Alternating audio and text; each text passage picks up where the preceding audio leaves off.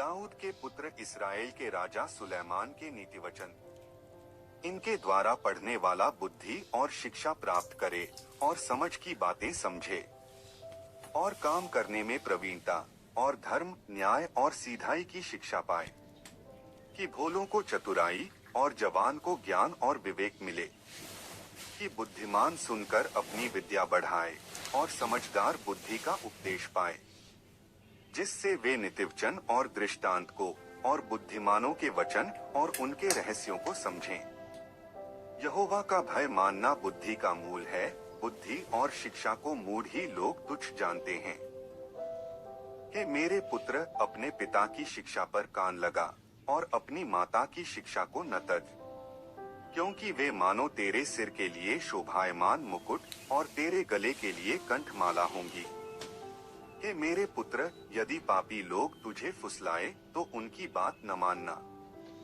यदि वे कहें, हमारे संग चल कि हम हत्या करने के लिए घात लगाएं, हम निर्दोषों की ताक में रहें, हम अधोलोक की नाई उनको जीवता कब्र में पड़े हुओं के समान समूचा निगल जाएं। हमको सब प्रकार के अनमोल पदार्थ मिलेंगे, हम अपने घरों को लूट से भर लेंगे। तो हमारा साझी हो जा, हम सबों का एक ही बटुआ हो। तो हे मेरे पुत्र, तू उनके संग मार्ग में न चलना, वरन उनकी डगर में पाँव भी न धरना, क्योंकि वे बुराई की करने को दौड़ते हैं और हत्या करने को फुर्ती करते हैं। क्योंकि पक्षी के देखते हुए जाल फैलाना व्यर्थ होता है, और ये लोग तो अपनी ही हत्या करने के लिए घात लगाते हैं और अपने ही प्राणों की घात की ताक में रहते हैं। सब लालचियों की चाल ऐसी ही होती है, उनका प्राण लालच ही के कारण नाश हो जाता है। बुद्धि सड़क में ऊंचे स्वर से बोलती है और चौकों में प्रचार करती है। वह बाजारों की भीड़ में पुकारती है, वह फाटकों के बीच में और नगर के भीतर भी ये बातें बोलती है। हे भोले लोगों, तुम कब तक भोलेपन से प्रीति रखोगे? और हे ठट्ठा करने वालों, तुम कब तक ठट्ठा करने से प्रसन्न रहोगे? और हे मूर्खों, तुम कब तक ज्ञान से बैर रखोगे? तुम मेरी डांट सुनकर मन फिराओ। सुनो, मैं अपनी आत्मा तुम्हारे लिए उंडेल दूंगी, मैं तुमको अपने वचन बताऊंगी। मैंने तो पुकारा परंतु तुमने इनकार किया, और मैंने हाथ फैलाया परंतु किसी ने ध्यान न दिया।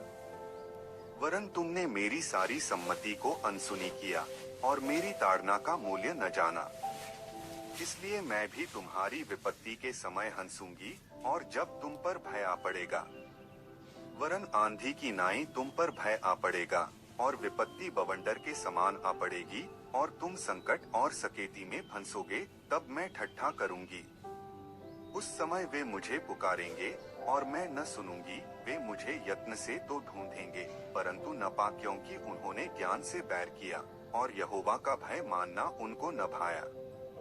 उन्होंने मेरी सम्मति न चाही वरन मेरी सब ताड़नाओं को तुच्छ जाना। इसलिए वे अपनी करनी का फल आप भोगेंगे और अपनी युक्तियों के फल से अघा जाएंगे। क्योंकि भोले लोगों का भटक जाना उनके घात किए जाने का कारण होगा और निश्चिंत रहने के कारण